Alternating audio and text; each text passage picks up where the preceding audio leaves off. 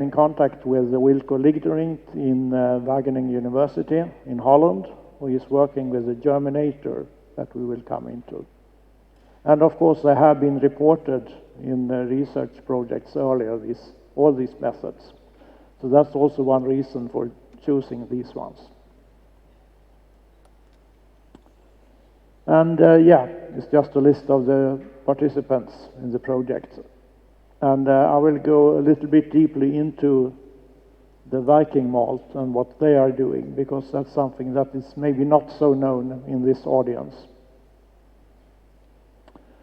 And as you can see here, they are a market leader in the Baltic rim on malting barley, and the 5th in Europe. But globally, they are a little bit lower, 9th.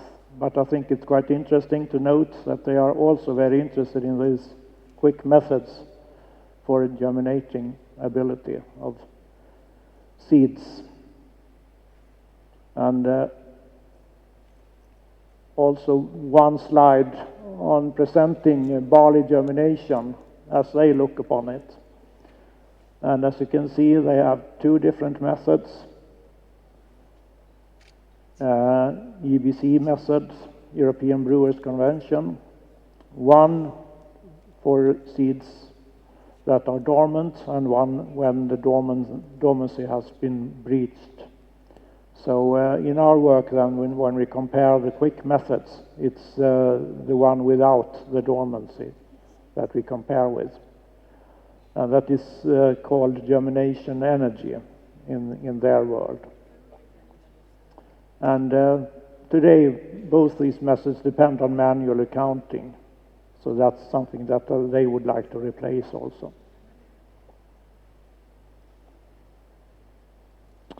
The samples that we have been using in the project, as you can see, we started 2015 with only barley samples. And then we collected them from Swedish Board of Agriculture, and one of the companies that are working with seed analysis and also malting barley analysis in Sweden, Eurofins. And then we went over to work with some other species in 2016. We included wheat and oats. That is also very important in the Swedish context. And in 2017, we went over to actually only test artificially aged samples, since we thought that would be more precise to have a larger batch of precisely aged samples that we could compare the different methods with.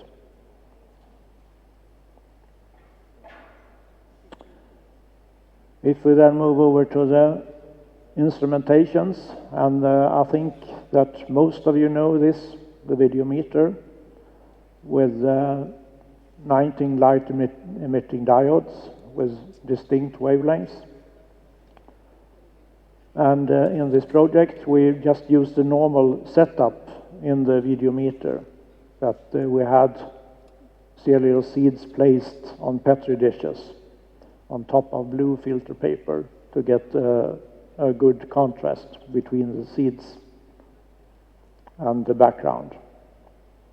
And then we captured images every 24 hours. And this is an image of how it could look like. And I would specifically point out then that one, 405 nanometers, where you get a very good contrast both between the seed coats and the background, and also the radicals and the background. And you could also distinguish the radicals and the background and the seeds. Yeah, okay, thanks. Yeah, that's the one. And just to quickly go through the system, how it works. You have a raw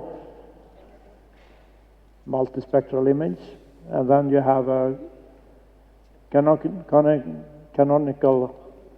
discriminant analysis for transformation to get rid of the background.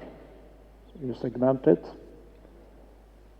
And then you have a transformation where you can detect the germinated kernels as opposed to the non-germinated ones. And if you go to this image, here are actually the artificially aged samples, the ones that have not been aged at all. This is a quench. This is a variety that we have been using, and that's how it looks like. It grows very well already after 40 hours.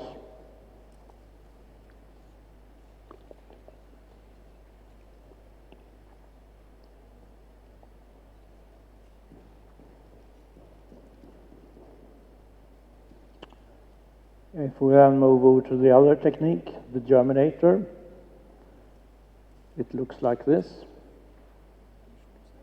It's a very simple technique, as you can see. It's only a camera that is mounted on a stand, and it's an ordinary RGB camera. And you do it in a similar manner as we did with a videometer. You put 20 zero seeds that were incubated on moistened blue filter paper. So the difference is just that you have a square instead of this round Petri dish. And then it is incubated in incubation cabinets and then taken out every 12th hour or approximately every 12th hour. And you take a photograph. And we have also tried to scale it up. So we have used a tray with 100 kernels on it, and it works quite well also. And then we use the visual scripting, where you can differentiate the germinated and non-germinated seeds. So it's quite similar to the videometer technique. And here are some examples of the results that we could get after, say, 48 hours or something like that. Original image. And here is a processed image with only seed codes selected. So you can select both only seed codes, and then you have a specific wavelength range, a specific set of RGB signals that you choose, and then you can also select one setup where you also detect the radicals and acrospires. So that's very simple to describe the method, but it's well, it works quite well, as we can see.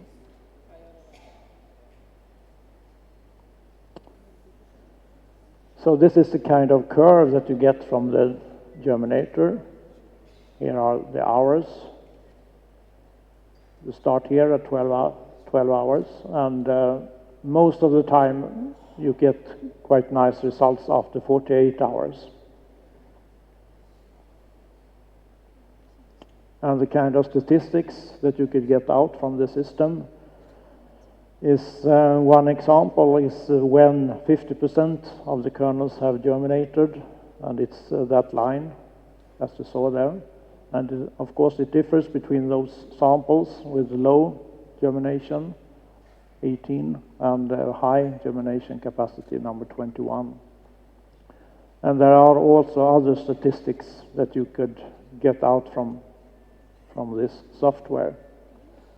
Maximum germination, mean germination time, and area under curve. And in this case, in this example, you have the vigor test normal sprouts and area under curve. And as you can see, it's quite a good correlation. And these are barley samples from the first year's analysis.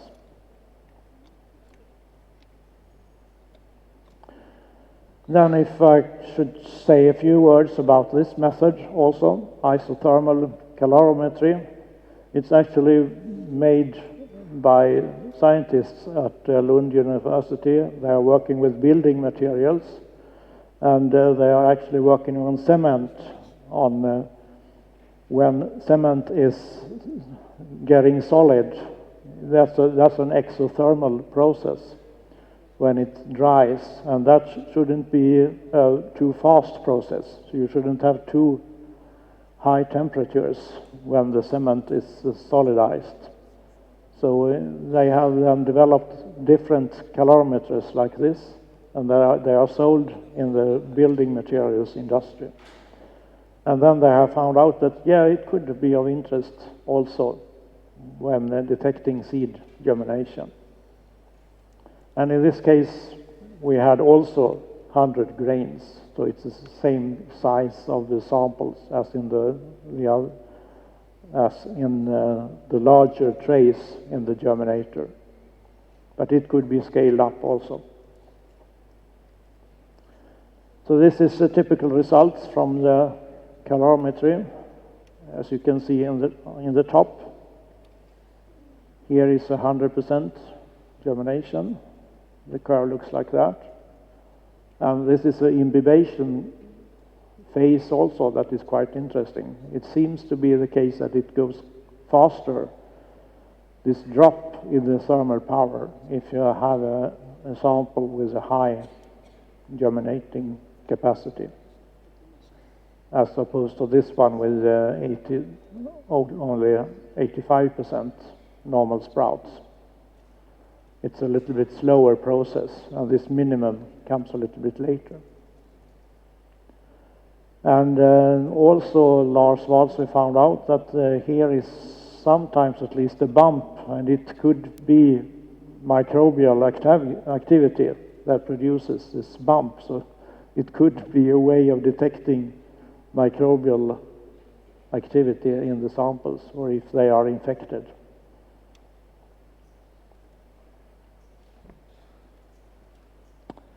And actually, we have also made some comparisons between the methods. And in this is just one example with the calorimetry results here. This is a T-min. It's when you have this lowest point in the thermal power curve. And this is the mean germination time from the germinator. And as you can see, it's a very good correlation. And if you have this fast decline in thermal power, then you have a low minimal, you have a mean germination time that is a little bit lower. So it may be possible to use this method to get the results already after 10 hours.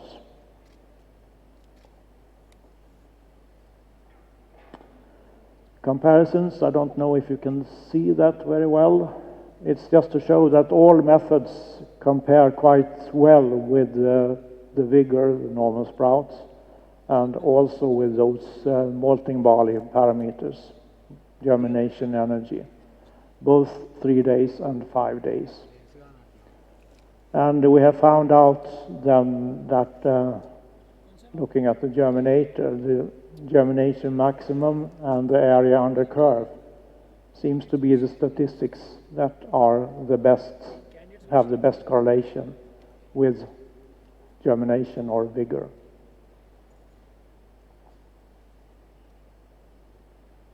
And yeah, this is only some figures that shows the same thing actually.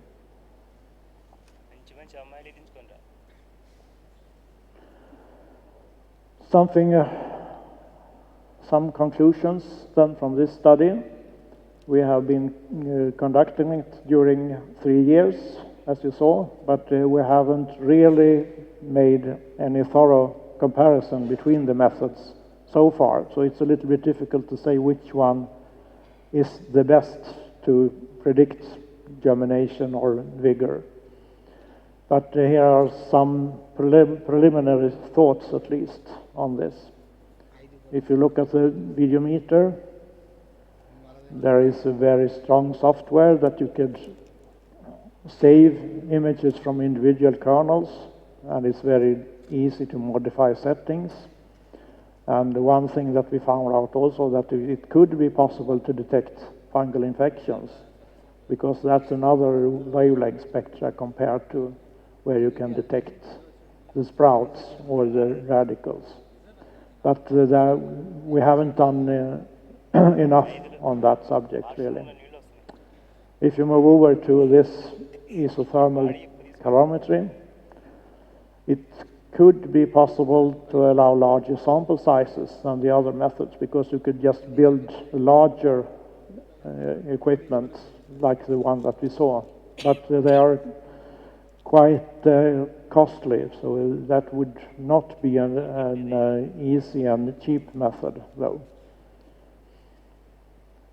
And as I also pointed out, it could be possible to get quite early results using this method, maybe already after 10 hours or something like that. And I would say then that these two methods, they have a very large potential, and but they are maybe a little more research orientated. The isothermal calorimetry, you could do lots of things, but I think it's much more research that is needed. And also, of course, comparisons with other methods like this electrical conductivity, for instance, that would be of interest. The germinator, on the other hand, it's non-complicated and it's very inexpensive. It's actually, as it stands today, it's just a camera and the stand, and then it's the software that takes care of the rest. But it's quite a lot of manual operations that you need to change samples quite frequently, or every 12th hour or something like that. But it was actually a surprisingly good agreement with the reference methods, and after 48 hours you could get quite a good result from it.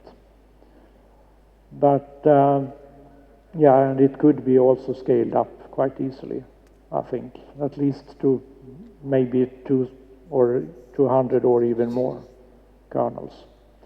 But yeah, it's quite labor intensive though, so it's a little bit more attractive maybe with this method, isothermal calorimetry, that you just could put in a sample and then you get the results. But we will work a little bit further and see what is possible with the germinator, if it could be automated in somehow, that you can have a sample divider and you can change samples in a simple way. That could be quite interesting.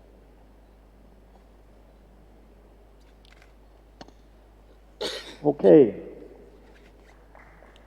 Thank you. That's all.